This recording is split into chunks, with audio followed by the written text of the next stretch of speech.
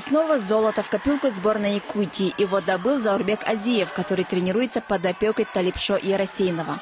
В финале ему предстоял поединок с Максимом Бутенко из команды Уральского округа. В финал весовой категории 65 килограммов вышли Екатерина Карпова из Уральского федерального округа и Динара Халыева из Туркменистана. Борьба получилась захватывающей, но российская спортсменка смотрелась намного лучше. В итоге золото свою команду приносит Екатерина Карпова, девочка, которая воспитывалась у своей тети. Было сложно сначала, потом более легче. В Якутске, да, первый раз, а на таких больших соревнованиях нет. Соревнования по самбо завершились.